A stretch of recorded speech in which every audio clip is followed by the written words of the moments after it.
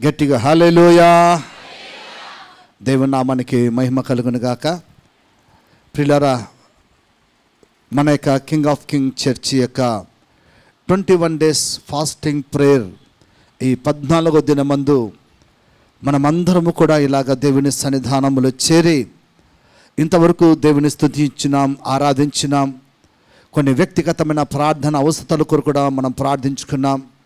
మన దేవుడు మనం చేసిన ప్రతి ప్రార్థన విన్నాడు. ప్రతి ప్రార్థనలు కూడా ఆయన ఉత్తరం ఇచ్చిన దేవుడుగా మన మధ్యలో ఉన్నాడు. ఆమేన్, హల్లెలూయా. మన విశ్వాసంతో మనం ప్రార్థన చేస్తే ఖచ్చితంగా దానికి జవాబు పొందుకుంటాం. ఆమేన్.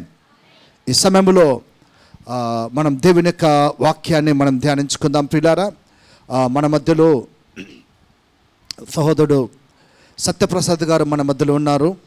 వారు హైదరాబాదులో ఉంటూ దేవుడు వారికి ఇచ్చిన దర్శనం ప్రకారంగా, దేవుడు వారికి ఇచ్చిన సేవా భారం ప్రకారంగా వాడు ప్రభు సేవలో ముందుకు నడిపించబడుతుంటున్నారు.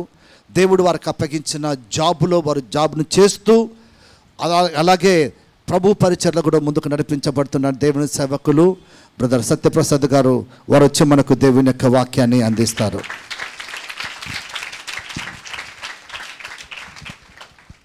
ప్రైజ్ ది లార్డ్, హల్లెలూయా. ప్రభువుకి మహిమ కలుగును గాక. కింగ్ ఆఫ్ కింగ్స్ మినిస్ట్రీస్ సంఘంలో మరి 21 దినాల ఉపవాస ప్రార్థనలో నడిపించబడుతున్న ప్రతి ఒక్కరిని బట్టి ప్రభువుని ఎంతగానో స్తుతిస్తున్నాను. మరి ఈ దినాలలో, ఇటు ప్రార్థనా దినాలలో, ప్రార్థనా సమయంలో మీ మధ్యలో ఉండు భాగ్యమును కృపను కూడా దయచేసిన దేవాది దేవునికి మొదటిగా కృతజ్ఞతాస్తుతులు చెల్లిస్తూ మరి చక్కని అవకాశం ఇచ్చిన మరి విజయ్ కుమార్ గారికి ప్రత్యేకమైన వందనాలు తెలియజేస్తూ ఉన్నాను. ప్రభువుకు మహిమ కలుగును గాక. హల్లెలూయా. పునరుద్ధాన దినము మరి చక్కగా ఉదయకాలమున ఆరాధనలో దేవుని ఆరాధించి మహిమపరిచి ఉన్నారు. మళ్ళీ మరొక సమయాన్ని సాయంకాలము కూడా తిరిగి మరి ఆయన సన్నిధిలో ఉండటానికి ఇష్టపడిన మీ అందరిని బట్టి కూడా ప్రభువుని ఎంతగానో స్తుతిస్తూ ఉన్నాను. ప్రభువుకు మహిమ కలుగును గాక. మరి వచ్చాం కాబట్టి ఏం చేయాలి చెప్పండి? ఏం చేయాలి? తెలుగులో ఒక మాట ఉంది, అందరికీ తెలుసు. మొదటి మాట చెబితే చివరి మాట మీరు పండిత పుత్ర ఏంటట? ఏం సొంటి? పరమ ఎవరు పుత్రుడు? పండిత పుత్ర పరమ పండిత పుత్రుడు పరమసొంట ఎలా అయ్యాడట? ఎప్పుడన్నా ఆలోచించారా? ఎందుకయ్యాడంటే ఆయన పండితుడు, తల్లిదండ్రులు పండితులుగా ఉన్నప్పుడు, పండితులు అంటే ఎవరంటారు? జ్ఞానము కలిగి చక్కగా ఊరందరిలో తెలివి కలిగిన వారై ఆ ఊరిలోనే వీరు ఒక మన్ననలు పొందే కుటుంబముగా కనపడుతుంది కదా. సో అలాగా ఉన్న అందరూ అలా చూస్తుంటే తల్లిదండ్రులని పిల్లలు ఎలా చూస్తారు? వీళ్ళకేం రాదు. పిల్లలు ఏమంటారు తల్లిదండ్రులకి? ఈ రోజుల్లో చూస్తే పిల్లలు ఎక్కువ ఫోన్ ఆపరేట్ చేస్తారు. వాళ్ళ అమ్మకి రాకపోతే నీకు రాదు నాకి అని ఫోన్ వాళ్ళు ఆపరేట్ చేస్తూ ఉంటారు కదా. బయట ఎంత ఉన్నత పండితులైనా వారు ఎలా చూస్తారంటే వీళ్ళు తల్లిదండ్రులు అనేసరికి వీళ్ళు చాలా అన్నీ నాకు తెలుసులే అన్నట్టుగా చూస్తారు. వీళ్ళు చేసేయని నాకు తెలుసులే అన్నట్టుగా పిల్లలు చూస్తారు. అలా చూసి ఆ తల్లిదండ్రులు ఎంత కష్టపడి ఎంత జ్ఞానాన్ని సంపాదించి వారు ఏ ప్రయత్నము చేసి ఆ ఉన్నత స్థాయికి వచ్చారో ఆ లోతులలోనికి తొంగి చూసే పని వారు చెయ్యరు. అన్నీ ఈజీ, అన్నీ అంత ఈజీ ఏముంది వీళ్ళకి వచ్చింది నాకు రాదా అనుకుంటారు. చివరికి వారు నిరూపించుకోవాల్సిన పరిస్థితుల్లోనికి వచ్చేసరికి బుర్రలో ఏమీ ఉండదు. అందుకనే వారు అంటారు పండిత పుత్ర పరమ సుండ. ఎందుకు చెప్పారండి అయ్యగారు?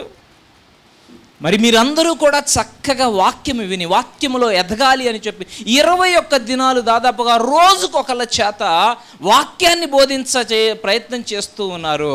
ఎవరు? మీ కాపరి విజయ్. రోజు వింటున్నాం, మాకు తెలియదేముంది. రోజు వింటున్నాం, మాకు తెలియదేముంది అన్నట్టుగా ప్రతిరోజు గడిపారనుకోండి, చివరికి ఏమైనా వస్తుందా? ఇక్కడ నుంచున్న వాళ్ళు గొప్ప వాళ్ళని నేను చెప్పట్లేదు, కానీ ఇక్కడ నుంచున్న వాళ్ళ కంటే గొప్ప విశ్వాసం ఉన్నారు, మీలో ఉన్నారు, నేను కాదనట్లేదు. కానీ దానిలో ఉన్న లోతుని కనీసం వారు ఇక్కడికి పిలువబడ్డారు చెప్పడానికి అన్నప్పుడు వారిలో దేవుడు ఏం చూసి నిలబెట్టారు అనే కోణంలో ఆలోచించి మనము కూడా ప్రయత్నం చేస్తే ఆ కొద్దిగా విశ్వాసం మనలో కూడా ప్రారంభించడానికి సహాయపడుతుంది. అందుకని ఎప్పుడూ కూడా తెలిసింది అనిపించినా తెలిసింది అని తేలికగా కొట్టివేయద్దు. దానిలో ఉన్న లోతేంటో పరిశీలన చేస్తే అది మన జీవితాలకి ఆశీర్వాదకరంగా ఉంటుంది. హల్లెలూయా. పండిత పుత్రులు ఎవరో ఉండకుండా ఉందుదురు గాక. పరమసుంట అని పిలవకుండా అలా పెట్టాను, బాగుంది కదా. Praise the Lord. సరే, అసలు విషయానికి వెళ్దాం. దేవునికి మహిమ కలుగునుగాక. మరి కొద్ది రోజుల నుంచి ఒక మాట నాలో ప్రేరేపణగా అనిపిస్తూ ఉంది. అది మీకు ఎంతవరకు సంబంధమో నేను ముందు అనుకోలేదు, కానీ మరి ఈరోజు కొన్ని మాటలు ఆ సందర్భంగా పంచుకోవాలని కూడా అనిపించి ఆ దశగా ముందుకి సాగిపోదాం. ఇది దేవుని కోరిక అని కూడా తేలికగా చెప్పచ్చు. ఎందుకంటే దేవుడు ఏం కోరుకుంటాడు? ఏ కుటుంబం అయినా కూడా సంతోషముగా ఉండాలనే. దానికి వ్యతిరేకంగా దేవుడు ఎక్కడైనా కోరుకుంటారా? ఎక్కడ? దేవుని కోరిక ఏంటి? అందరూ పెద్దగా చెప్పండి. ప్రతి కుటుంబము సంతోషముగా ఉండాలి. చెప్పండి, నా కుటుంబం సంతోషంగా ఉండాలి. అంతకంటే భాగ్యం ఏముంటుంది చెప్పండి కదా. మనమున్న కుటుంబము సంతోషముగా ఉంటే అంతకంటే దేవుడు మనకి ఇవ్వగలిగిన భాగ్యము ఇంకోటి ఏమైనా ఉంటుందా? ఉండనే ఉండదు. అది చాలా మంచి కోరిక.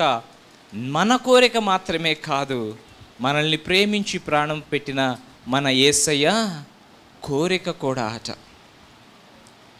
అందుకని మళ్ళీ ఒకసారి చెప్పండి, నా కుటుంబము సంతోషముగా ఉండాలి. నా కుటుంబము సంతోషముగా ఉండాలి. దేవుడు కూడా ఒక కుటుంబము సంతోషంగా ఉండాలంటే ముఖ్యంగా ఎవరు సంతోషంగా ఉండాలి చెప్పండి? ఎవరు సంతోషంగా ఉండాలి? భార్య అంటాడు, నా భర్త సంతోషంగా ఉంటే చాలయ్యే, ఇంకంతా సంతోషమే. భార్య అంటాడు, నా భర్త సరిగ్గా ఉంటే చాలు, ఇల్లంతా. పక్కవారిని కాదు, మొదటిగా కుటుంబంలో ప్రతి ఒక్కరూ కూడా సంతోషంగా ఉంటే ఆ కుటుంబం అంతా కూడా సంతోషంగా ఉండాలి. కుటుంబంలో ఉన్న వాళ్ళందరూ కూడా సంతోషముగా ఉండాలని కోరుకున్నప్పుడు ఆ కుటుంబం అంతా కూడా సంతోషముగా. సంఘం అంటే ఎవరు చెప్పండి? కొన్ని కుటుంబాలు కలిపితేనే సంఘము. సంఘం అంటే బిల్డింగ్ కాదు, వేరేవేవి. సంఘం అంటే కొన్ని కుటుంబాల సమీకరణే, సమూహమే కలిసి ఆరాధన చేసేదే సంఘం. మరి సంఘము సంతోషంగా ఉండాలంటే ఎవరు సంతోషంగా ఉండాలి? ఆ సంఘ కుటుంబాలన్నీ సంతోషంగా ఉంటే ఆ సంఘము ఎప్పుడు కూడా సంతోషం. మొదటి రోజు అనుకుంటా ప్రణీత్ బ్రదర్ ప్రసంగం చేస్తూ అంటున్నారు, దేవుడు ఈ సంవత్సరము ఈ సంఘము మీద నుండి శాపము తొలగించును గాక అని ప్రకటించారు ఆయన. మీరందరూ ఆమెన్ చెప్పారు, నాకు తెలుసు కదా. సంఘం అంటే క్రీస్తు సంఘం అండి. సంఘం మీద శాపం ఎందుకు ఉంటుంది? సంఘ బిడ్డల మీద శాపము ఉంటే సంఘము మీద శాపం ఉన్నట్టుగా కనబడుతుంది. ఆయన ఉద్దేశం ఏంటి? ఈ సంవత్సరము శాపములో ఉన్నట్టుగా ఏ కుటుంబము కనపడకూడదు. అది దాసుని కోరిక. హల్లెలూయా. సంఘం ఎప్పుడు సంతోషంగా ఉంటుంది అంటే ఆ సంఘములో ఉన్న ప్రతి కుటుంబము సంతోషముగా ఉండడానికి. అయితే ఈరోజు క్లుప్తంగా ఒక వ్యక్తి స్థిరముగా సమాధానముతో సంతోషముతో ఉండడానికి 3 ప్రాథమికమైన విషయాలు చెబుతాను. మీకు తెలియనేమి కాదు, మరొకసారి గుర్తు చేస్తాను. ఎందుకు గుర్తు చేస్తానంటే వాటిని మర్చిపోకుండా, తెలుసు అనుకోకుండా వాటిలో ఎదగటానికి ప్రయత్నము చేయండి. వీటిలో ఆ 3 విషయాలలో ఎదగడానికి మీరు ప్రయత్నం చేస్తే మీరు ఈ లోకములో ఏది వచ్చినా మీరు కదల్చబడక స్థిరముగా సమాధానముతో సంతోషముతో నిలిచి ఉంటారు. ఎలా ఉంటారు? నిలిచి ఉంటారు. అది మీ సమాధానాన్ని కదిలించలేదు కాబట్టి, మిమ్మల్ని కదిలించలేదు కాబట్టి, మీ సంతోషాన్ని చెరపలేదు కాబట్టి, మీ చిరునవ్వు ఎవడూ కూడా దొంగిలించలేడు. హల్లెలూయా. 3 ప్రాథమికమైన విషయాలు, అందులో ప్రతి ఒక్కరూ ఎదగటానికి ప్రయత్నము చేయాలి. అయితే ఆ విషయాలు చెప్పడమే కాదు, ఆ ప్రాథమికమైన విషయాలలో ఎదగటానికి కావలసిన దేంటో కూడా మీకు వాక్యములో నేను చూపిస్తాను. వాక్యము ఇది దీని కొరకు అని రాయబడినప్పుడు మనము దానిలో ప్రయత్నము చేస్తే చక్కగా దేవుడు కోరుకున్నట్లుగా మనము ఎదుగుతాం. పరిశుద్ధాత్మ దేవుడు కూడా మనకి సహాయము చేస్తాడు. పరిశుద్ధాత్మ దేవుడు తన సొంతగా ఏం చేయడండి. పరిశుద్ధాత్మ దేవుడు మనకి ఎక్కడి నుంచి బోధిస్తారు? యేసుప్రభు వారు పరిశుద్ధాత్మ దేవుని గురించి చెబుతూ ఉన్నప్పుడు, ఆదరణకర్తను మీ యొద్దకు పంపిస్తాను, ఆయన మీ యొద్దకు వచ్చి బోధిస్తారు. ఏం బోధిస్తారు? నా యందు ఉన్నవి మీకు ఎక్కడున్నవి? క్రీస్తునందు ఉన్నవే పరిశుద్ధాత్మ దేవుడు మనకి మరొక రూపంలో చూడాలంటే, క్రీస్తువేనందు ఏమున్నాయో అది మనం అర్థం చేసుకొని వాటిని అన్వయించుకొని దానిలో ఎదగడానికి మనం ప్రయత్నం చేసిన కొలది పరిశుద్ధాత్మ దేవుడు మనకి ఇంకా ఎక్కువ సహాయము చేస్తూ ఉంటారు. అది సూత్రము. హల్లెలూయా. మన దారిన మన పోతూ, మన చిత్తములో మనం పోతూ, మన ఇష్టములో మనం పోతూ, ఆ పరిశుద్ధాత్మ దేవుడు సమస్తము మేలు కొరకే సమకూడి జరిగిస్తున్నాడయ్యా అని ప్రతిరోజు ప్రార్థన చేస్తే పరిశుద్ధాత్మదేమీ చేయలేడు. అందుకని క్రీస్తునందు ఉన్నవేంటో మనము తెలుసుకునే ప్రయత్నం చేద్దాం. 3 ప్రాథమికమైన విషయాలు మీకు తెలియనివి కాదు. మొదటిది విశ్వాసము. హల్లెలూయా. రెండవది కుటుంబము. మూడవది ఆదాయము. హల్లెలూయా. మొదటి 2 బాగానే ఫిట్ అయినాయండి, 3వది ఫిట్ అవ్వట్లేదు అంటారా? 3వది ఆదాయం. చాలామంది సమాధానము చెడిపోవడానికి కారణము వారి ఆర్థికపు పరిస్థితులే. అందుకని ఆర్థిక పరిస్థితుల్లో కూడా బైబిల్ పరంగా ఎలా ముందుకు వెళ్ళాలో అలా మనం ప్రయత్నం చేస్తే ఆ విషయాల్లో కూడా మనము సమాధానాన్ని కోల్పోకుండా ఉంటాం. దేవునికి స్తోత్రం. ఒక మాట చెప్పండి, మీరు ఈ సమయంలో వినటానికి ఎక్కువ ఇష్టపడుతున్నారా, దేవునిలో ప్రార్థించడానికి ఎక్కువ ఇష్టపడుతున్నారా? మీరు ఏది అడిగితే అది చేద్దాం. వినాలని ఇష్టపడుతున్నారా, ప్రార్థన చేయాలని ఇష్టపడుతున్నారా? వింటారా, ప్రార్థన చేస్తారా? అయ్యా, విని ప్రార్థన చేయాలి. Double bonus offer. విని ప్రార్థన దైవజనులు చెప్పిన ప్రకారంగా మనం చేద్దాం. ఏం చేద్దాం? ఒక్కొక్క అంశాన్ని ఈరోజు ప్రసంగాలు సుదీర్ఘ ప్రసంగాలు ఏదో లోతుగా అని నా ఉద్దేశం నాకు లేదు, కానీ ఆ ప్రాథమిక విషయాన్ని మనము చూసి వాక్యంలో ఆ ప్రాథమిక విషయంలో పరిశుద్ధాత్మ దేవుడు మనల్ని నడిపించడానికి ప్రార్థనతో ఈ సమయంలోనే మనం ప్రారంభం చేద్దాం. హల్లెలూయా. అప్పుడు మీ ఫలము ఇక్కడ నుంచే ప్రారంభమవుతుంది. దేవునికి స్తోత్రం. 3 అనుకున్నాం. ఏంటి? విశ్వాసము. నాతో పాటు చెప్పండి. విశ్వాసము, కుటుంబము, ఆదాయము. విశ్వాసము, కుటుంబము, ఆదాయము. ఈ 3 సరైన విధములో ఉంటే నీ సమాధానము తొలగిపోదు, నీ సంతోషము తరిగిపోదు. చూడండి, ఆ 3 ఎందుకు చెబుతున్నానో ఒక మాట చెబుతాను. విశ్వాసం ఎందుకయ్యా అంటే, విశ్వాసం ఉంటేనే నీకు దేవునికి సంబంధము బలముగా ఉంటుంది. విశ్వాసము లేకుండా దేవునికి ఇష్టులై ఉండుట అసాధ్యం. విశ్వాసము కలిగి ఉంటే దేవునికి ఇష్టులై ఉండుట చెప్పండి సాధ్యమే అని. అసాధ్యమని పెద్దగా చెప్పిన వాళ్ళు సాధ్యమని చిన్నగా ఎందుకు చెబుతారు? విశ్వాసము లేకుండా దేవునికి ఇష్టులై ఉండుట అసాధ్యమైతే విశ్వాసము కలిగి దేవునికి ఇష్టులై ఉండుట సాధ్యమే. సాధ్యపరుచుకుందామా? సాధ్యపరుచుకుందాం. ఆమేన్. మరి చూడండి, విశ్వాసం అన్నప్పుడు అందరికీ తెలిసిన మాటే. హెబ్రీయులకు రాసిన పత్రిక 11వ అధ్యాయం 1వ వచనం, విశ్వాసం అనున్నది నిరీక్షింపబాటి వాడి యొక్క నిజ స్వరూపం, అదృశ్యమైనవి ఉన్నవనుటకు రుజువునై ఉన్నది. రుజువునై ఉన్నది. చూడండి, నమ్మకము, విశ్వాసం అంటేనే మనకి ఒకలాంటి నమ్మకము, ఒకలాంటి భరోసా. ఎవరి మీద? మళ్ళీ మొదటికి వద్దాం. 3 విషయాలని మనం ధ్యానిస్తూ ఉన్నాం. ఒకటి విశ్వాసము, రెండవది కుటుంబము, మూడవది అదే. వీటి విషయాల్లో మనము ఎదుగుతూ ఉండాలి. మనం ఈ విషయాల్లో స్థిరంగా ఎదిగే కొద్దీ మన జీవితంలో సమాధానము, సంతోషము కూడా స్థిరపడుతుంది అని చూస్తూ ఉన్నాం. విశ్వాసము అన్నప్పుడు అది దేవుని మీద మనకొక నమ్మకము, మనకొక భరోసాని కలగచేస్తూ ఉంది. అందుకనే విశ్వాసం అన్నప్పుడు అది అదృశ్యమైనవి ఉన్నవన్నట్టు రుజువు అన్నప్పుడు మనకి రేపటి దినమున అది ఎలా ఉంటుందో అని మనకి తెలియకపోయినా నా దేవుడు నాకు పక్షముగా మేలు చేస్తాడని నమ్మి ముందుకు వెళ్ళటమే విశ్వాసముగా మనకి కనబడు. దానికి ఉదాహరణగా చూస్తే అబ్రహాము మంచి ఉదాహరణగా కనబడుతూ ఉన్నాడు.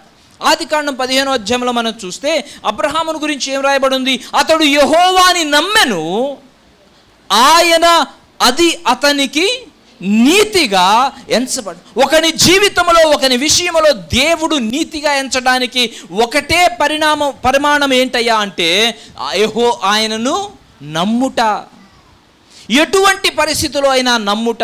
అబ్రహాముకి ఏమైనా తెలుసా ఎక్కడికి రమ్మన్నాడో? ఆ ఊరు ఎలా ఉంటుందో తెలుసా? ఆ ఊరు పేరు తెలుసా? ఆ ఊరిలో ఉన్న జనుల సంగతి తెలుసా? అక్కడికి వెళితే అబ్రహాము చేయవలసిన పని ఏమిటో తెలుసా? ఏమీ. ఒక్కటే తెలుసు. ఏంటి? ఒకటే తెలుసు. ఏంటి? తెలిసింది ఏంటంటే నన్ను పిలిచిన వాడు నమ్మదగినవాడు. Yes Lord, let's go. ఏమన్నాడు? Yes Lord, let's go. అంతే. అందుకనే అది దేవుడు చెప్పింది ఎక్కడుంది? అదృశ్యముగా ఉన్నది. కానీ నమ్మి అడుగు, ముందుకు పెట్టే దానినే నీతిగా ఎంచేయడు దేవుడు. దేవునికి స్తోత్రం. అందుకని విశ్వాసములో ముందుకు వెళ్ళేటప్పుడు మనకేం కావాలయ్యా అంటే ఏమీ అవసరం లేదు. దేవుడు చెప్పినప్పుడు అడుగు ముందుకు వేయటమే దేవుడికి కావాల్సింది. మిగతాదంతా ఎవరు చూసుకుంటారు? మీకు బాగా తెలుసు. ప్రభువుకు మహిమ కలుగును గాక. హల్లెలూయా. అయితే ఇప్పుడు మనం ఎందులో ఎదగాలి? పెద్దగా ఎందులో ఎదగాలి? విశ్వాసములో ఎదగాలి. విశ్వాసములో ఎలా వెదుగుతాం? విశ్వాసములు ఎలా వెదుగుతాం? రోమపత్రిక 10:17 వినుట వలన ఏం కలుగుతుంది? విశ్వాసము. మళ్ళీ చెప్పండి, దేని వలన? వినుట వలన. దేనిని వినుట వలన?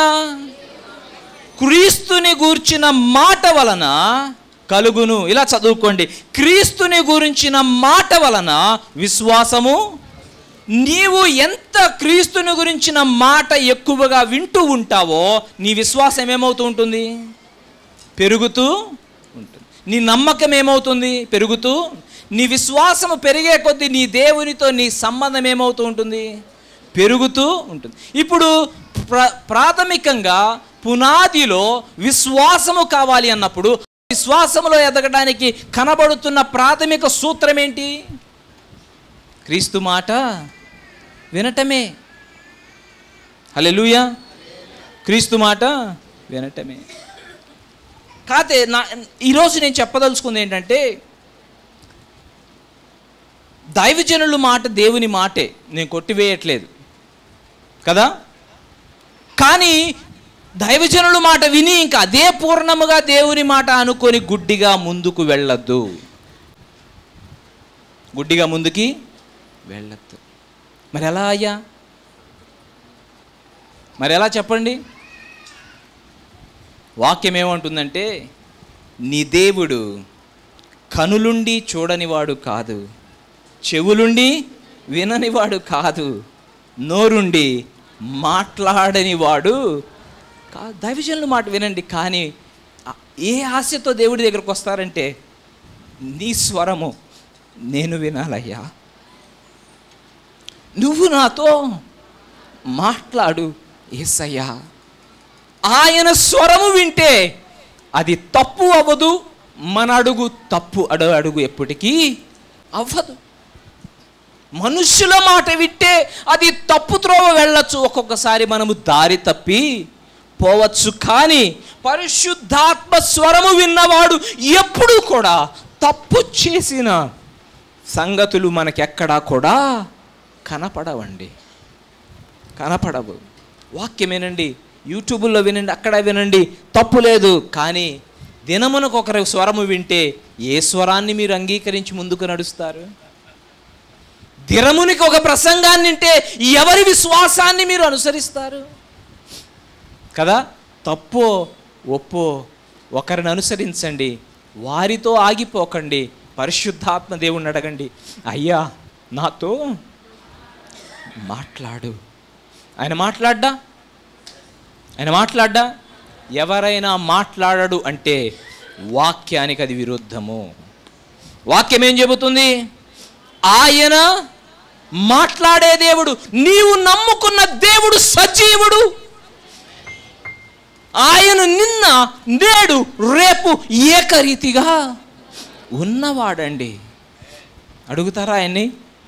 ఏమడుగుతారు చెప్పండి? చిన్న మాటే. ఏమడుగుతారు? నా కోసం చెప్పద్దు, మీకోసము, మీ కుటుంబము కోసము, మీ బ్రతుకు సంతోషముగా స్థిరపడడానికి మనస్ఫూర్తిగా యేసయ్యని అడగండి. ప్రభువా నాతో మాట్లాడయ్యా. 2 నిమిషాలు సమయం ఇస్తా, కళ్ళు మూసుకోండి, చక్కగా విందాం, ప్రార్థన చేద్దాం. ఈరోజు విషయం విందాం, ప్రార్థన చేద్దాం, స్థిరపరుచుకునే వెళ్దాం. ఎప్పుడో కాదు, ఈ సమయంలోనే పరిశుద్ధాత్మ దేవుడు సిద్ధముగా ఉన్నాడు. ఆయన మనతో మాట్లాడడానికి సిద్ధంగా ఉన్నాడు. చెప్పండి, నాతో మాట్లాడు ప్రభువా, నన్ను నడిపించేసయ్యా, నేను వెళ్ళవలసిన త్రోవ నాకు చూపించయ్యా, నేను చేయవలసిన కార్యము నాకు బోధించయ్యా, నా కుటుంబ పరిస్థితులు మార్చుకోవడానికి ఏది కావాలో నాకు బోధించు యేసయ్యా, నా బ్రతుకు మార్చయ్యా, నన్ను నడిపించు యేసయ్యా. క్రీస్తు మాట విశ్వాసమును పెంచుతుండగా ఆ మాట నాకు విడిపించు యేసయ్యా, విడిపించు యేసయ్యా. నాతో మాట్లాడు ప్రభువా, నీవే మాట్లాడుమయ్యా, నాతో మాట్లాడు ప్రభువా, నీవే మాట్లాడుమయ్యా.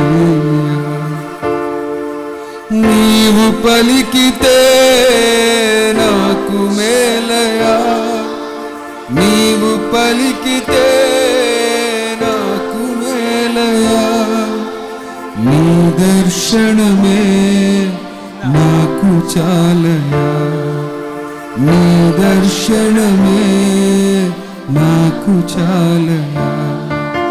నాతో మాట్లాడు ప్రభువా, ప్రతి ఒక్కరూ బిగ్గరగా నీవే మాట్లాడు, హృదయపూర్వకముగా, పెదవుల మీద మాటలుగా కాక మాట్లాడు యేసయ్యా, నీవే మాట్లాడు. నీవు పలికితే నాకు మేలయా, అది బ్రతికించే మాట. నీవు పలికితే నాకు మేలయా, నీ దర్శనమే నాకు చాలయా, నీ దర్శనమే నాకు చాలయా. నాతో మాట్లాడు ప్రభువా, నీవే మాట్లాడు అయ్యా.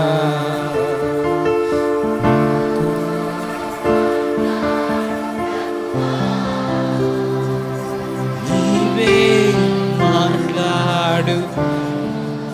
పరిశుద్ధుడైన దేవా, నీ బిడ్డలతో మాట్లాడయ్యా, నీ స్వరము వినిపించయ్యా, నడవలసిన మార్గమును నడిపించు యేసయ్యా, వారు చేయవలసిన తీర్మానాలలో తోడై ఉండేసయ్యా. అది చిన్నదైనా పెద్దదైనా తిరిగి మళ్ళీ వేదన పడే, దుఃఖపడే, కృంగిపోయే, ఓడిపోయే పరిస్థితులలోనికి వెళ్ళకుండా నీ సహాయముతో నీ సంతోషములో స్థిరముగా సాగిపోవడానికి ఏది కావాలో ఈ క్షణము మొదలుకొని జీవితాంతము వరకు వారి చేయి పట్టి నడిపించమని యేసు నామమున ప్రార్థిస్తున్నాము తండ్రి. Amen, amen, amen. Thank you Jesus. ఈ సమయం నుంచి విశ్వాసంతో ఉండండి. ప్రతి దానిలో కూడా మిమ్మల్ని పరిశుద్ధాత్మ దేవుడు బోధించి నడిపిస్తూ ఉన్నాడు. హల్లెలూయా, హల్లెలూయా, హల్లెలూయా, హల్లెలూయా. రెండో చూసాం మనం ఏంటి? విశ్వాసం అన్నప్పుడు అది ఎవరితో సంబంధం అంటే దేవునితో. అది సంబంధము బలపడే కొద్దీ నీవు బలము. అయితే మనము ఎంత బలపడినా మన కుటుంబము సంబంధము బాగోలేదనుకోండి, నీకు సంతోషం ఉంటుందా? చెప్పండి. సంతోషము ఉండదు. నీ సంతోషము స్థిరముగా సాగాలంటే, నీ కుటుంబం అంతా కూడా సంతోషంగా ఉండాలంటే, ఆ కుటుంబములో దేవుని నియమం ఉండాలి. ఏముండాలి? దేవుని నియమము లేకపోతే ఆ కుటుంబము నిలబడలేదు. ఈ లోకములో ఎదురయ్యే పరిస్థితులకి నిలబడలేదు. ఈ లోకము పెట్టే పరీక్షలకి తట్టుకొని ఆ కుటుంబము నిలబడలేదు. వాక్యం ఏం చెబుతుంది కుటుంబం దగ్గరకు వచ్చేసరికంటే, మీరు దేవుని నియమములో ఆ కుటుంబాన్ని కట్టుకోవాలట. ఆ మాట చూడండి. గలతీలకు రాసిన పత్రిక 6వ అధ్యాయం 2వ వచనం చూస్తే, ఒకని భారముల నొకడు భరించి ఇలాగూ క్రీస్తు నియమమును పూర్తిగా నెరవేర్చుడి. ఎవరి నియమము? క్రీస్తు నియమం. అయితే ఇక్కడ క్రీస్తు నియమం ఏంటి అని మనం ఒకసారి పరిశీలన చేస్తే చక్కగా త్వరగా మాటలు చూస్తే, ఎఫెసీయులు 5:33లో మనకి ఆ కుటుంబాన్ని కట్టుకునే విధానాన్ని రాయబడింది. ఆ కుటుంబంలో కావాల్సినవి ఏంటో రాయబడింది. మొదటిగా, మెట్టుకు మీలో ప్రతి పురుషుడును తనను వలె తన భార్యను ప్రేమింపవలెను. భార్య అయితే తన భర్త యందు భయము కలిగి ఉండునట్లు చూచుకొనవలెను. ఫస్ట్ ఎవరి సంబంధం గురించి రాస్తున్నారంటే, కుటుంబము అంటే ఎవరుంటారు? మొదటిగా భార్య, భర్త. రెండవదిగా వారి పిల్లలు. ఇది కుటుంబము అనుకుంటే, మొదటిగా భార్యాభర్తల మధ్య సంబంధం ఎలా ఉండాలి క్రీస్తు నియమములో అంటే పురుషుడు మొదటిగా భార్యను ప్రేమించాలట. భార్య భర్త యందు భయము కలిగి. హల్లెలూయా. ఈ మధ్య కాలంలో కొందరు అంటున్నారు, పౌలుకు తెలియక 2000 సంవత్సరాల క్రితం ఆ మాట రాశాడండి. ఈరోజు కుటుంబాల్లో ఆ మాట ఎట్లా రాయాలి అంటే, భార్య భర్తని ప్రేమించాలి, భర్త భార్యకు భయపడాలి. ఇది కరెంట్ ట్రెండ్ అండి. మీరు ఓల్డ్ ట్రెండ్, ఓల్డ్ ఫ్యాషను కొద్దిగా మార్చుకోండి బైబిల్ అంటున్నారు. ఏ కుటుంబంలో తొంగి చూసినా, బైబిల్లో ఇలా రాయకపోయినా, ఏ కుటుంబంలో తొంగి చూసినా ఇదే ఉంటుంది. ఏముంటుంది? భార్య. విజయ్ కుమార్ గారు ఒప్పుకున్నారు. మీరు ఒప్పుకుంటారో లేదో? ఒప్పుకున్నారా అయ్య గారు? అలా కాదా? జనరల్గా చెప్పారంట, వాళ్ళ ఇంటిలో కాదు. సిస్టర్ వెనకే ఉన్నారు. పాపం అంత లేదంట. సరే, ఆ పాపం తర్వాత తుడిచేద్దాం. హల్లెలూయా. చూడండి, ఈరోజు పరిస్థితిలో నువ్వు ఒప్పుకున్నా ఒప్పుకోకపోయినా, విజయ్ కుమార్ గారు చెప్పినా చెప్పకపోయినా, ఎవరు ఇక్కడ అవును కాదన్నా, పరిస్థితులు అలా ఉన్నాయి. కాబట్టి క్రీస్తు నియమానికి విరుద్ధంగా క్రీస్తు సంతోషం ఆ కుటుంబంలో విరుద్ధంగా ఉంది. మనం బైబిల్ని మార్చకూడదు, లోకాన్ని చూసి బైబిల్ని మార్చకూడదు. బైబిల్ని చూసి లోకములో ఉన్న వాటిని కూడా మనము మార్చుకొని ముందుకి సాగిపోవాలి. అది క్రైస్తవం, అది క్రీస్తు యొక్క నియమం. ఎలా ఉండాలి? పురుషుణ్ణి చూస్తే భార్యను ప్రేమించేవాడిగానే ఎప్పుడూ కనపడాలి. భార్యను చూస్తే భయము కలిగి, అంటే ఆడ భయము అని వాడారు, కానీ భర్తకు లోబడి ఉండాలి. కొంతమంది ఆడవారికి ఆ మాట నచ్చకపోయినా తప్పదు. ఎందుకంటే క్రీస్తు నియమముగా బైబిల్లో రాసినప్పుడు మనకి ఇష్టము లేకపోయినా అది పాటించి తీరాల్సిందే. మీ సంఘంలో ఆడవాళ్ళు నన్ను వెలేస్తారేమో, మీరు మంచివాళ్ళు అంట, మంచి సర్టిఫికేట్ ఇచ్చారు, థ్యాంక్ యూ, మళ్ళీ పిలుస్తారు అయితే. హల్లెలూయా. ఇక్కడ నేర్చుకోవాల్సిన ప్రాథమిక సూత్రము కుటుంబం మేరకు వచ్చేసరికి, లోకములో పక్కింటి వారిని చూడమాకండి. వాళ్ళ ఆయన చూడు కొంగు పట్టుకొని ఎప్పుడు తిరుగుతూనే ఉంటాడు, నువ్వెక్కడ తిరుగుతున్నావు అనమాకండి. పురుషుని బాధ్యత పురుషుడిది, స్త్రీ బాధ్యత స్త్రీ. భయము కలిగి ఉండటము అంటే తప్పనుకోమాకండి, అదేదో చిన్నతనం అనుకోండి, తక్కువది అనుకోమాకండి. పురుషుడు చెప్పిన మాటకి అవును అని అంగీకరించి ముందుకి సాగిపోయింది. నేను ఇంటికి వెళ్ళి ఎంతమంది పిన్ తీసుకున్నారు? ఏటీఎం పిన్ అయ్యగారులు ఎవరైనా ఇచ్చారా? నేను చెప్పారు కదా థామస్ గారు, మీ భార్యను మీరు నమ్మట్లేదా? నమ్మితే పిన్ ఇవ్వరా? పిన్ ఇచ్చి చూడు ఎన్ని చీరలు ఇంట్లో ఉంటాయో.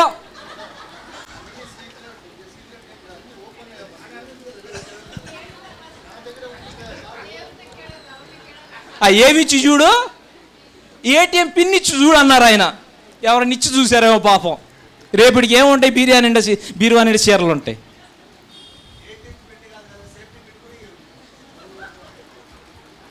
సేఫ్టీ పిన్ కూడా ఇరట. హల్లెలూయా. ఏటీఎం పిన్ ఇచ్చినా ఇవ్వకపోయినా నియమం ఏంటంటే, భర్త మంచివాడైనా భర్త చెడ్డవాడైనా మొదటిగా ప్రాథమికంగా దేవుని మాటను నువ్వు అంగీకరించి లోబడితే, అంటే దేవునికి లోబడినట్లుగా అవుతుంది. కాబట్టి నువ్వు వాక్యము చెప్పినట్లుగా చేయి, నీ భర్త సంగతి దేవుడు చూసుకుంటాడు. చాలామంది అనుకుంటారు వాక్యం చెబుతుందిలే, ఈ పవికిమాలలో నేను మార్చుకోకపోతే ఎవరు మార్చుకుంటారని వాళ్ళు ప్రయత్నం చేయటం ప్రారంభిస్తారు. అబ్బో, ఇక దానికి ఏం చేస్తారంటే తెలియదు మనకి. ఇక ఆ ప్రయత్నాలన్నీ చేసి చేసి చేసి చిరాకు పుట్టి సీడి అదవ నాకు వద్దుపో అన్నదాకా వస్తారు. అంతేనా? ఇళ్ళలో జరిగేదే చెబుతున్నానండి, బాధతోనే చెబుతున్నాను. కొద్దిగా నవ్వు వస్తుంది కానీ బాధతోనే.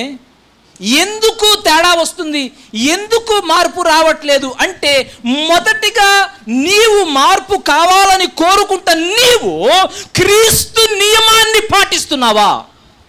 క్రీస్తు నియమాన్ని అంగీకరించి ఆ నియమ నిబంధనలో వెళ్ళడానికి ప్రయత్నం చేస్తున్నావా? నువ్వు ప్రయత్నము చేసి చూడు, మిగతా పని పరిశుద్ధాత్మ దేవుడు చూసుకుంటా. అది చెయ్యకుండా నువ్వు ఏం చేసినా పరిశుద్ధాత్మ దేవుడు కూడా ఏ కార్యము చెయ్యలేడు. సింపుల్ థింగ్, ప్రాథమిక సూత్రం. కుటుంబం ఇలా ఉండాలి అని బైబిల్ చెప్పినప్పుడు అది అలా ఉండటానికే మీరు ప్రయత్నము, చిన్న ప్రయత్నమే కదా. నీ భర్త చర్చికి వెళ్ళొద్దని కొట్టేవాడైనా సరే తన్నులు తిను, చర్చి మానకు, ప్రేమించి లోబడి ఉండు. నీతో నీ భర్త చర్చికి రాకపోతే నన్ను అడుగు. వాతలు పెట్టిన వాళ్ళు కూడా చర్చికి వచ్చి ప్రభువుని నమ్ముకొని రక్షణ పొందారండి. హల్లెలూయా. భార్య భర్తలు. పిల్లలకు వచ్చేసరికి ఎఫెసీయులు 6:4, తండ్రులారా మీ పిల్లలకు కోపము రేపక ప్రభువు యొక్క శిక్షలోను బోధలోను వారిని, క్రీస్తు నియమం ఏం చెబుతుంది? పిల్లలు ఎలా ఉండాలట? ప్రభువు యొక్క శిక్షలోను బోధలోను వారిని పెంచాలట. చాలామంది చిన్నప్పుడు వారికి ఇష్టానికి వదిలేస్తారు, సండే స్కూల్కి పంపించరు, వారికి ఏమీ చిన్నప్పుడు చెప్పరు. పెద్దవాడై ఇంటర్మీడియట్కి వచ్చిన తర్వాత వాడు బయటికి వెళ్ళి స్నేహితులతో తిరిగి లోకములో ఉన్న వ్యసనాలన్నీ కూడా వాడు అంటించుకొని తాగుతూ తిరుగుతూ ఆడపిల్లల వెంట పడుతూ కాలేజీలు మానేసి రోతవన్నీ కూడా చేస్తూ ఉన్నప్పుడు అప్పుడు గుర్తొస్తారు అయ్యగారు. ఏమని? అయ్యగారు కన్నీటితో ప్రార్థన, అయ్యా మా అబ్బాయి కొరకు ప్రార్థన చేయండి అయ్యా, దారి తప్పిపోయాడయ్యా, వారి స్నేహితులు చెడ్డోళ్ళయ్యా, వాడిని చెరిపారయ్యా. ఎవరు చెరిపారంట? స్నేహితులు. వీడిని బయటికి వెళ్ళి చూస్తే అర్థమైంది వీడు 10 మందిని చెరిపుంటాడు. వాళ్ళ ద్వారా వీడు చెడిపోవటం కాదు, వీడెళ్ళి 10 మందిని చెడిపే. అయ్యగారి దగ్గరకు వచ్చి, ఆ స్నేహితులు మంచోళ్ళు కాదయ్యా, అందుకనే మా అబ్బాయి, మళ్ళీ అక్కడ కవరింగ్, మళ్ళీ తల్లి కదా, తల్లి ప్రేమ. తల్లి ప్రేమ తల్లి పాలు పట్టినప్పటి నుంచి నువ్వు నేర్పించాలి, వాడు తప్పు ద్రోవ పట్టినప్పుడు కాదు. తల్లి పాలతో బోధించనిది మురక్కై వంగనిది మానై వంగునా. ఎప్పుడు వానికి శిక్షలో పెట్టాలో అక్కడ శిక్షణలో పెట్టాలి, అప్పుడు వాడు తప్పిపోడు, మనల్ని తలలో వంచుకునే స్థితి తేడు. ముందు నీ నియమం ఏంటి? వాడి జీవితాల్లో ఏది చేయాలో పునాదులలో నీవు వాడికి నేర్పించు. పిల్లవానికి చిన్నవాడుగా నేర్పించినప్పుడు ముదిమినాడు సైతము వాడు తప్పిపోడు కదా. ఇది చెయ్యరు, వాడి గాలికి వదిలేస్తారు. 16 సంవత్సరాలు, 17 సంవత్సరాలు, 18 సంవత్సరాలు వచ్చే వరకు వాడు ఎగిరి కాలుతో వీళ్ళని తన్నినప్పుడు గుర్తొస్తుంది అయ్యి బాబోయ్ అని. లేవా కుటుంబాలు అలాగా? లేవా పరిస్థితులు అలాగా? బయట యవనస్తుల పరిస్థితి ఎలా ఉంది దినాలలో? కాలేజీలకు వెళ్ళిన వాళ్ళ పరిస్థితులు ఎలా ఉంది? స్కూల్కి వెళ్తున్న వాళ్ళ పరిస్థితులు ఎలా ఉంది? ఉద్యోగాలకు వెళ్తున్న పరిస్థితులు ఎలా ఉంది? వారికి పదవలసిన పునాదుల సమయంలో పునాది పడకపోతే సరి అయిన విధానములో లేదు. హల్లెలూయా. ఇప్పుడు కుటుంబము సంతోషముగా ఉండాలంటే భార్యాభర్తలు క్రీస్తు నియమములో ఉండాలి, అలాగే పిల్లలు కూడా క్రీస్తు నియమములో పెంచబడాలి. అప్పుడు ఆ కుటుంబమును అపవాది ముట్టలేడు. ఎందుకు ముట్టలేడు అంటున్నా చెప్పండి? ఎందుకంటే అలా ఉన్న కుటుంబము ఏం చేస్తుంది? ఎప్పుడు చక్కగా అందరూ కలిసి ప్రార్థన చేస్తారు, అందరూ కలిసి దేవుణ్ణి, ఆ ఇంటిలో ఏ గదిలో చూసినా ఏ వినపడుతుందంటే స్తుతి వినపడుతుంది, ఏ మూలకెళ్ళినా ఏ వినపడుతుందంటే స్తుతిగానం వినపడుతుంది. టీవీ ఛానల్ పెడితే ఒక స్తుతి పాట వస్తూ ఉంటుంది, ఫోన్లో ఒక పాట పెడితే స్తుతి పాట వస్తూ ఉంటుంది. వారు చర్చిలో ఏముంటుందంటే దేవుని వాక్యమే ఉంటుంది. అది దేవుని. అలా ఉన్న కుటుంబాన్ని అపవాది ముట్టగలడా? వాడు ఆ ఇంటి సరిహద్దులకు రావడానికి భయపడతాడు. ఎందుకంటే ఆ స్తుతి అగ్ని ధూపం వలె మండుతూ ఉన్నప్పుడు వాడు అడుగు పెడితే వాడు కాలు కాలిపోతుంది, వాడు ఏలు పెడితే ఏలు కాలిపోతుంది. ఎందుకు అంటే అక్కడ ఎప్పుడు కూడా పరిశుద్ధాత్మ దేవుని స్తుతి అగ్ని స్తుతి హోమము వలె ఆ తండ్రి సన్నిధికి ఎల్లప్పుడూ చేరే కుటుంబముగా ఉంటుంది. కాబట్టి దుష్టుడు ఆ కుటుంబాన్ని ముట్టలేడు. కావాలా అటువంటి కుటుంబము? క్రీస్తు నియమాన్ని పాటించండి, దానికి మించిన సూత్రము లేదు.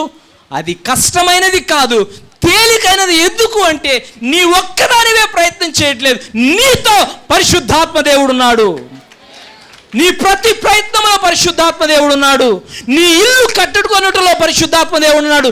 నీ పిల్లలు బయటికి వెళుతున్నప్పుడు పరిశుద్ధాత్మ దేవుడు ఉన్నాడు. ఇంటికి వస్తున్నప్పుడు పరిశుద్ధాత్మ దేవుడు వారి చదువులలో ఉన్నాడు, వారి భవిష్యత్తులో ఉన్నాడు. హల్లెలూయా. ఆ కుటుంబాన్ని వాడు ప్రయత్నం చేసినా వాడు ఓడిపోయి అవమానంతో వెళ్తాడు, కానీ ఆ కుటుంబానికి క్రీస్తునందు ఎన్నడూను అవమానము కలగదు. అటువంటి స్థుతి కుటుంబంలో ఉండాలి. అటువంటి నియమము కుటుంబంలో స్థిరపరచాలి. నువ్వు సంతోషంగా ఉండాలి, నీ కుటుంబం అంతా కూడా. ఎంతమందికి కావాలి అటువంటి కుటుంబము? చెప్పండి. ఈనాటి నుండి పరిశుద్ధాత్మ దేవుని సహాయముతో అటువంటి కుటుంబముగా క్రీస్తు నియమమును బట్టి పరిశుద్ధాత్మ దేవుని సహాయముతో నా కుటుంబము ఉండును గాక. ఆ ప్రయత్నము ఇప్పుడే ప్రారంభించండి. ఈ క్షణము నుండే పరిశుద్ధాత్మ దేవుడు మీకు సహాయం చేస్తున్నాడు.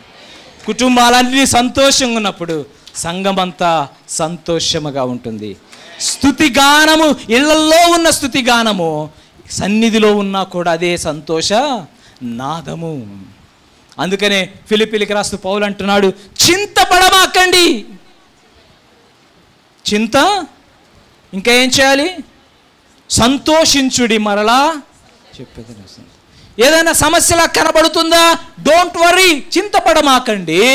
మీ విన్నపాలను ప్రార్థన విజ్ఞాపనలో కృతజ్ఞతాపూర్వకముగా ఆయనకి తెలియచేయండి. అంటే ఎందుకు? ఆయన నిన్ను వదిలేస్తాడనా? కాదు. ఆయన విని ఆ సంగతి ఆయన చూసుకుంటాడు. నువ్వు మాత్రం నీ సంగతిలో సంతోషముగా ముందుకి సాగిపో. ఆమేన్. అందుకనే ఆ స్తుతి ఉన్న చోట స్థితి స్థిరపడుతుంది. ఎంతమందికి కావాలి ఆ కుటుంబము? అడగండి, ప్రభువుని ప్రార్థన చేద్దాం. ప్రభువా, నా కుటుంబాన్ని కట్టు, క్రీస్తు నియమములో నా కుటుంబాన్ని కట్టు. ఎల్లప్పుడూ కూడా స్తుతించే కుటుంబముగా నా కుటుంబము ఉండునుగాక.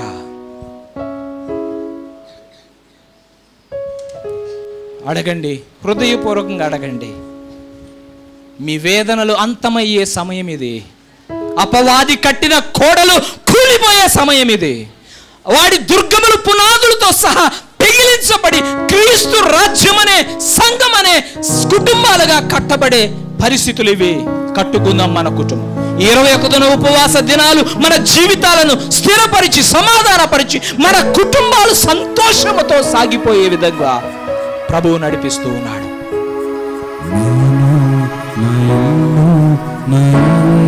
వారందరూ మానక స్తుతించెదము.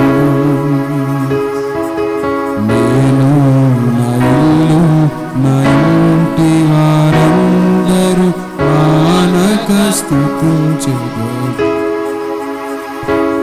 నీ కను పాపవలె నన్ను కాచి చెదరక మోసావు స్తోత్రం. నీ కను పాపవలె నన్ను కాచి చెదరక మోసావు స్తోత్రం. ఎబినేజరే ఎబినేజరే ఇంతకాలం కాచితివే.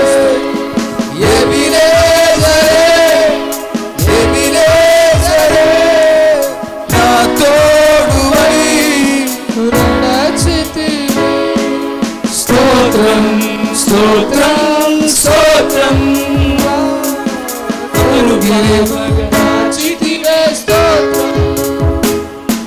స్తోత్రం స్తోత్రం స్తోత్రం కౌగిలిలో దాచితివే స్తోత్రం.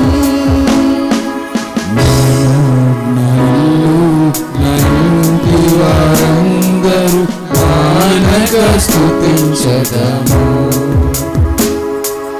నేను నా ఇల్లు నా ఇంటి వారందరూ. ఒకవేళ ఇప్పుడు అలా లేదేమో పరిస్థితి, ప్రభువుని అడగండి. అయ్యా, పాపవలె నన్ను కాచి చెదరక మోసావు స్తోత్రం. ఇక ముందు కూడా మోసేవాడు ఆయనే. కను పాపవలె నన్ను కాచి నన్ను చెదరక మోసావు స్తోత్రం. ఎబినేజరే ఎబినేజరే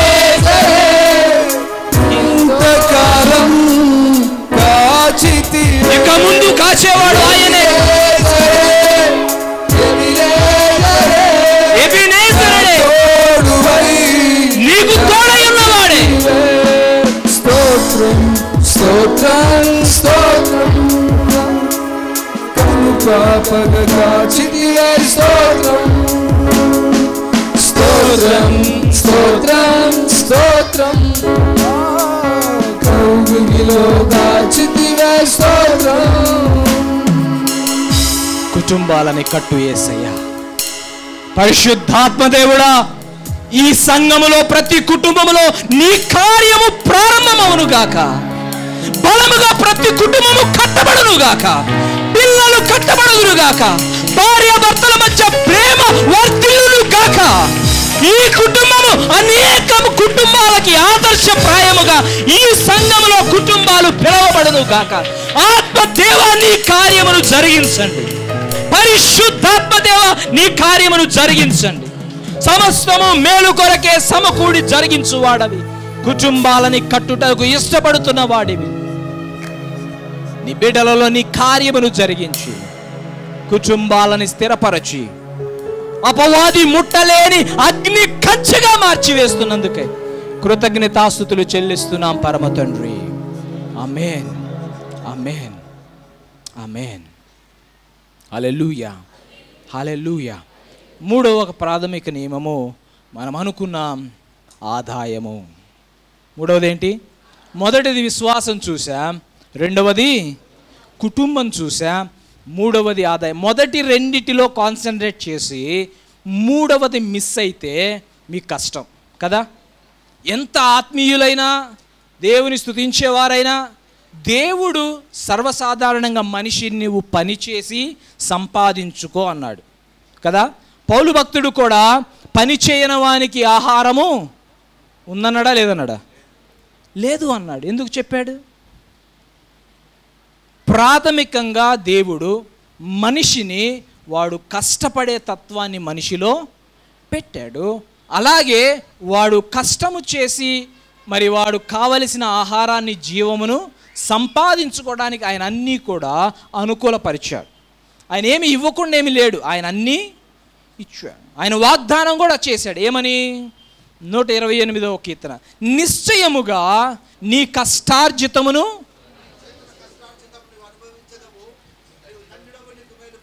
నీ కష్టార్జితమా పక్కనోడి కష్టార్జితమా? పక్కనోడిది కాదు. హల్లెలూయా. ఎవరి కష్టార్జితం? మరి ఎవరి పక్క చూస్తాం మనం? ఎవరి ఆదాయాన్ని చూస్తాం? దేవుని వాగ్దానం మనలో నెరవాలంటే మొదటిగా ఏం జరగాలి? కష్టపడటం. నువ్వు కష్టపడితే నీ కష్టార్జితాన్ని అనుభవిస్తావు. కష్టము లేకపోతే అక్కడ సంపాదించింది ఏమీ లేదు. అందుకనే చూడండి, సామెతలు 13:11 చూస్తే, మోసము చేత సంపాదించిన ధనము క్షీణించిపోవును, కష్టము చేసి కూర్చుకొని వాడు తన ఆస్తిని వృద్ధి చేసుకొనును. కష్టపడిన వాడు ఏం చేస్తాడట? ఆస్తిని సంపాదించుకుంటాడట. కానీ ఆ సంపాదించే దానిలో ఇక్కడ ఒక నియమం మనకు కనపడుతుంది. ఏంటా నియమము అంటే, మోసము చేత ఏది కూడా సంపాదించకూడదు. మోసము చేసి ఏది కూడా సంపాదించకూడదు. హల్లెలూయా, హల్లెలూయా. ఈ సంపాదించే క్రమం అందరూ సంపాదిస్తారు కదా. ఎక్కువో తక్కువో పని చేసి ప్రతి ఒక్కడు కూడా కష్టము పడతాడు. కష్టపడేటప్పుడు ప్రతి ఒక్కరు కూడా ఆలోచించేది ఏంటయ్యా? సర్వసాధారణంగా లోకములో చెప్పే మాట ఏంటంటే, ఎందుకు కష్టపడుతున్నావురా అంటే, నా పిల్లలు సుఖముగా. ఇది చాలామంది వినుంటారు కదా. నేను తింటానుగా నన్ను ఎవరు సాధారణంగా ఎందుకంటారు? ఎందుకురా ఇంత రేయింబాళ్ళు కష్టపడుతున్నా అంటే, నా పిల్లలకి మంచి చదువులు చెప్పించాలయ్యా, నా పిల్లలు ఎదిగిన తర్వాత నేను కష్టపడినట్లుగా నా పిల్లలు కష్టపడకూడదు. అందుకనే వారికి కావాల్సిన ఇల్లు, వారికి కావాల్సిన బంగళా, వారికి కావాల్సిన కారు, వారికి కావాల్సిన బ్యాంక్ బ్యాలెన్స్ అన్నీ కూడా పిల్లలకు సమకూర్చున్నట్లుగా వీరు కష్టపడతారు. మరి వాళ్ళని ఏం చేయమని?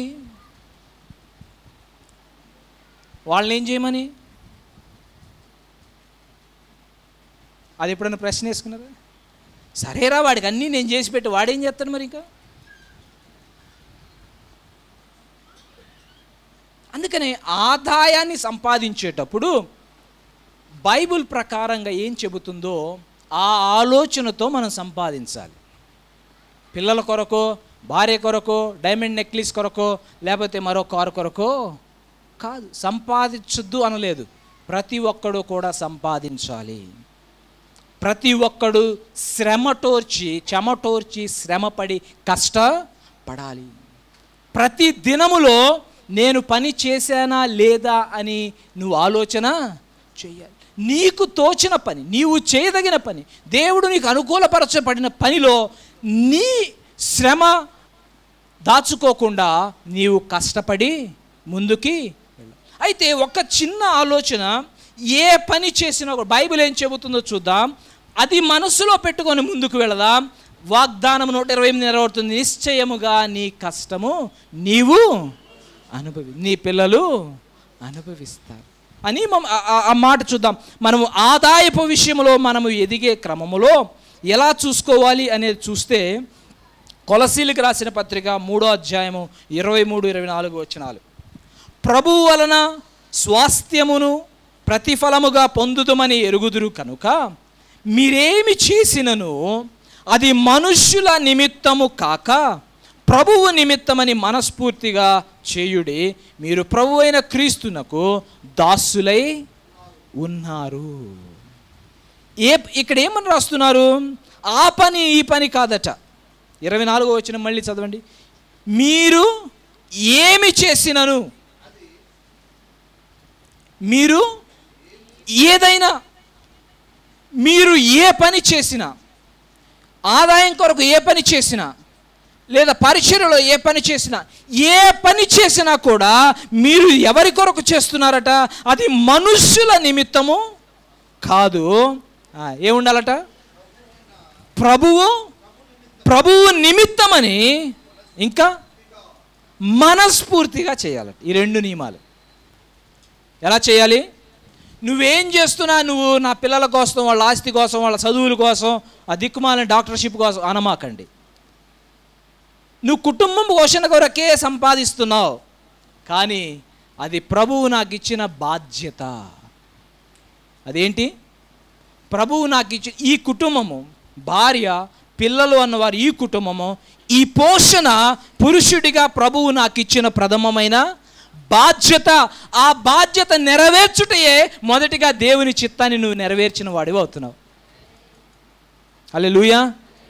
నిన్న సహోదరుడు చెప్పారు, హౌస్ వైఫ్ అంటే చాలా చీప్గా, నేను హౌస్ వైఫ్ అంటే ఏమి చేయట్లేదు అని అనకూడదు అని చెప్పి. అది కరెక్ట్. నువ్వు హౌస్ వైఫ్గా చేస్తున్నావు కదా, హౌస్ వైఫ్గా ఇంట్లో ఉండి నీ భర్తకు సేవ, పిల్లలకి పరిచయం చేస్తూ ఆ కుటుంబము చక్కగా చూసుకుంటున్నావు కదా. నీవు చేసే పని ఎవరి నిమిత్తం చేస్తున్నావు? భర్త నిమిత్తం కాదు, పిల్లల నిమిత్తము.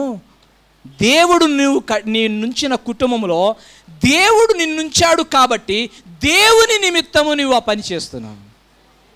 హల్లెలూయా. అంటే నువ్వు ఎవరి పని నెరవేరుస్తున్నావు? దేవుని చిత్తాన్ని నెరవేరుస్తున్నావు. తక్కువ పని, ఎక్కువ పనులు లేవండి. కలెక్టర్ ఆఫీసులో కలెక్టర్ చేసే పనైనా, బిల్ కలెక్టర్ చేసే పనైనా ప్రభుత్వానికి వారు పని చేస్తున్నారు అంతే. వారి స్థాయిలో వారి తెలివితేటలకి తగ్గట్టుగా ప్రభుత్వం వారిని నమ్మి ఒక పని అప్పగించినప్పుడు వారు ఎవరికి పని చేస్తున్నారు? ప్రభుత్వానికి, అనగా ప్రజలకి. వాళ్ళు నువ్వు కలెక్టర్ పని చేయని, బిల్ కలెక్టర్ పని చేయని, నువ్వు ప్రజలకి సేవ చేస్తున్నావు. అంతేనా? కలెక్టర్ కాబట్టి సేవ, బిల్ కలెక్టర్ కాబట్టి కాదు అంటారా? కాదు. ప్యూను దగ్గర నుంచి ప్రధానమంత్రి వరకు కూడా వారు ప్రభుత్వానికి, ప్రజలకి సేవ చేస్తున్నారు. క్రీస్తునందు కూడా దేవుడేమన్నాడు? ఏకాంగులను సంసారులుగా చేయువాడని ఏమన్నాడు? ఆయన అన్నాడా, మనం అన్నాడా? ఏకాంగులను సంసారులుగా చేయువాడవు నేనే అన్నాడు. అంటే కుటుంబాన్ని కట్టేది ఎవరు? ఆదాముకు అవ్వనిచ్చింది ఎవరు? వారిద్దరికి సంతానాన్ని ఇచ్చింది ఎవరు? వారికి సంతానాన్ని ఇచ్చింది ఎవరు? వారు దేని కొరకు పనిచేయాలి? దేవుని నిమిత్తము, దేవుని కొరకు. ఇది దేవుడు నాకు అప్పగించిన బాధ్యత, ఇది దేవుడు నాకు అప్పగించిన పని. హల్లెలూయా. నీ పని నువ్వు చేస్తే ఆ పనికి నీకు వచ్చి జీతం ఇచ్చేవాడు ఉన్నా లేకపోయినా పర్వాలేదు, నీ కుటుంబాన్ని దేవుడు పోషిస్తాడు. నువ్వు నేను పోషించాలని పరిగెత్తిన కొలది నీకు కొదువే కనపడుతుంది. ఏ పనైనా దేవుడిచ్చిన వరకు నేను నమ్మకంగా దేవుని యందు నేను నా పనిని నిర్వర్తిస్తున్నాను అని ప్రభువుకి అప్పచెప్పి పని చేయి, నీకు కొదువ ఉండదు. నీ గిన్నె నిండి పొర్లుచూనే ఉంటుంది, నీ ఇంటిలో కొదువను నువ్వు చూడవు. ఎందుకు అంటే సింహపు పిల్లలైనను లేమిగలిగి ఆకలిగొనునేమో కానీ యెహోవాను ఆశ్రయించిన వారికి ఏ మేలు, ఏ బిర్యానీ, ఏ చికెన్ బిర్యానీ, ఏ ఐస్ క్రీము పిల్లలకి, ఏ చాక్లెట్ చెప్పండి రా, ఏ చాక్లెట్ కొదువై ఉండదు. హల్లెలూయా. ఎందుకు? దేవుని నిమిత్తము నువ్వు చేస్తున్నావు, దేవుడు అప్పగించిన పనినిగా నువ్వు చేస్తున్నావు, దేవుడు చేయమన్నాడు కాబట్టి చేస్తున్నావు. పరిశుద్ధాత్మ దేవుడు ప్రతి దానిని దీవిస్తున్నాడు. నీ కష్టము కొలిది నీవు ఇష్టపడి నీ కష్టము కొద్ది నేను పోతున్నాను అన్నట్టుగా పోయావనుకో, పరిశుద్ధాత్మ దేవుడు ఏమైనా చేస్తాడు అక్కడ? పరిశుద్ధాత్మ దేవునికి అవకాశం ఇస్తున్నావా? ఏమీ లేదు. హల్లెలూయా. 3 అనుకున్నాం, విశ్వాసము, కుటుంబము, ఆదాయము. ఈ 3 విషయాల్లో ప్రాథమికంగా వాక్యం ఏం చెబుతుందో ఆ విధముగా అట్టి ఆలోచనతో మీరు ముందుకు వెళుతూ ఎదుగుతూ ఉంటే మీతో పాటు పరిశుద్ధాత్మ దేవుడు పనిచేస్తారు. హల్లెలూయా. ఆయన సమస్తము మేలు కొరకు సమకూడి జరిగిస్తారు. ఆయనకి లోబడి ఉండుట మన పని. మనల్ని ఆయన చిత్తములో మనల్ని నెరవేర్చుకొనుట అది ఆయన పని. అందుకనే స్థిరముగా సమాధానముతో సంతోషముగా ఉండే కుటుంబానికి ప్రాథమికంగా ఈ 3 అంశాల్లో మీరు ఎదగండి. దేవుడు మీకు సహాయం చేస్తూ ఉన్నాడు. కుటుంబాలు సంతోషంగా ఉంటాయి, మీరు సంతోషంగా ఉంటారు, సంఘాలు సంతోషంగా ఉంటాయి. సంఘాలు సంతోషంగా ఉన్నప్పుడు ఆ పట్టణాలు దీవించబడతాయి. హల్లెలూయా, హల్లెలూయా, హల్లెలూయా. నేర్చుకున్నారేమన్నా? అడుగుదామా దేవుణ్ణి, అయ్యా నా చేతిని దీవించండి, ప్రతి పనిని కూడా నీ పనిగా చేయడానికి సహాయము చేయండి, అది నీకు చేస్తున్నట్లుగానే సహాయము చేయండి. ఆ విధంగా ముందుకు సాగిపోతూ ఉండగా కృపగల దేవా ప్రతి కుటుంబాన్ని కట్టమని ప్రార్థన చేద్దాం. 2 నిమిషాలు ప్రార్థన చేద్దాం. 2 నిమిషాలు ప్రార్థన చేద్దాం. 2 నిమిషాలు అందరూ కూడా అడగండి, అయ్యా నీ పనిగా నేను చేయడానికి ఏ పని నేను చేయాలో అది నాకు అప్పగించమని అడగండి. ఆ పనిని ఆయనలో నిర్వర్తించుకొని వెళ్ళడానికి సహాయము చేయమని అడగండి. ఆ పని పూర్తి చేస్తూ ఉండగా నీ కుటుంబ పోషణ ఆయన పూర్తి చేయనట్లుగా ప్రభువా నాకు సహాయము దయచేయండి, నాకు దయచేయండి, నాకు దయచేయండి. Hallelujah, hallelujah, hallelujah. Thank you Jesus.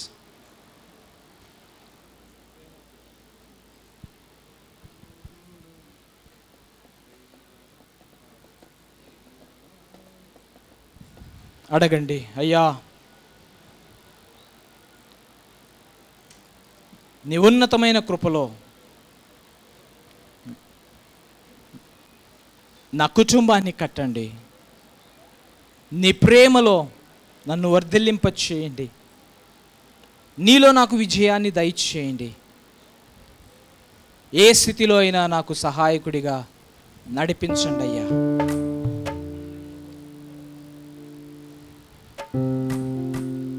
అందరం ప్రార్థన చేద్దాం. ఈ ప్రార్థన గడియలలో పరిశుద్ధాత్మ దేవుడు మనకు తోడై ఉండి ఆయన ప్రాథమికంగా మన కుటుంబాలని కట్టాలనుకుంటూ ప్రతి కుటుంబము కూడా సంతోషముగా ఉండాలని ఆయన కోరుకుంటూ తండ్రితో సంబంధములో విశ్వాసములో ఎదిగింపచేస్తూ కుటుంబ సంబంధాలలో సరైన రీతిగా బలపరచుచు ఆ కుటుంబ పోషణలో మనం చేసే చేతి పనుల్లో బలపరిచి సహాయం చేస్తూ నడిపించున్న దేవునిని మనం అడుగుదాం.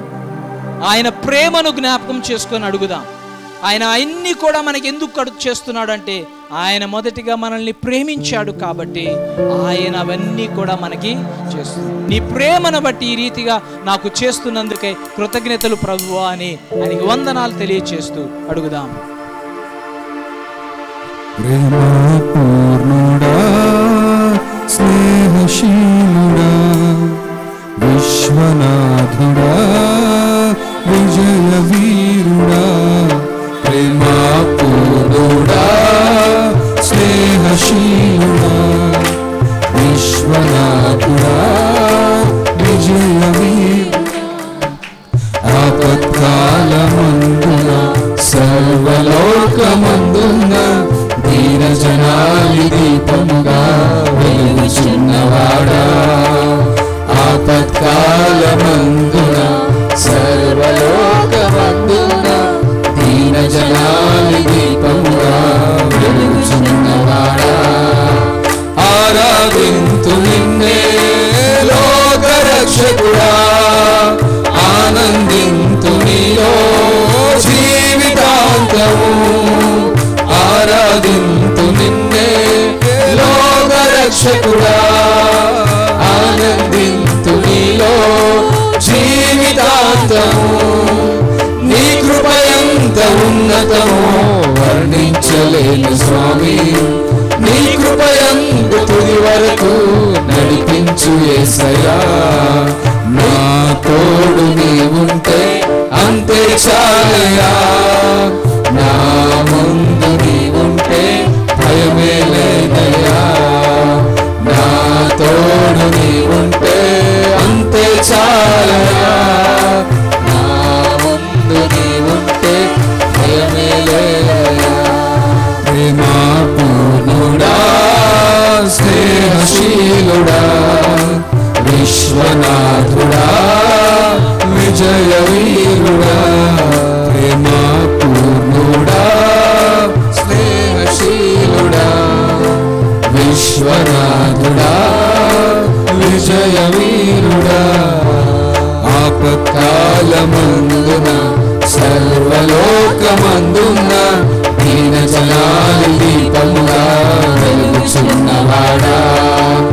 ఆపత్కాలమందున సర్వలోకమందున దీన జనాలి దీపముగా వెలుగుచున్నవాడా. హల్లెలూయా, హల్లెలూయా, హల్లెలూయా. ఆఖరిగా ఇప్పటి వరకు కుటుంబాలలో తిష్ట వేసుకొని కుటుంబాలని నాశనము చేస్తూ సంతోషాన్ని విరగొడుతూ దుఃఖ లోకములో ముంచివేసిన ఆ ప్రతి ఒక్క ఆటంకాన్ని దుష్ట క్రియలను యేసు నామములో గర్తిస్తున్నాము తండ్రి. ప్రతి కుటుంబం నుంచి వాడు ఖాళీ చేయను గాక, వాడి ప్రణాళికలు విరిగిపోవును గాక, వాడి కాడి విరగొట్టబడును గాక. ఈనాటి నుంచి ప్రతి కుటుంబము నీ కృపగా అప్పగిస్తూ ఉండగా నీ ప్రేమలో నీ కృపలో బహుబలముగా వెలుగు వారిగా కట్టబడును గాక. ప్రతి కుటుంబము వెలిగించబడును గాక. క్రీస్తునందు బలమైన కుటుంబముగా సాక్ష్యము పొందుదురు గాక. ఇది క్రీస్తు కుటుంబమే అని ఆ ప్రేమను బట్టి, ఆయన కృపను బట్టి, ఆ దివ్య శక్తిని బట్టి ప్రతి కుటుంబము బలమైన కుటుంబముగా క్రీస్తులో ఎదుగుదురు గాక. ప్రతి ఆదాయపు వనరులు స్థిరపరచబడును గాక. పిల్లలు స్థిరపరచబడుదురు గాక. భార్య భర్తలు స్థిరపరచబడుదురు గాక.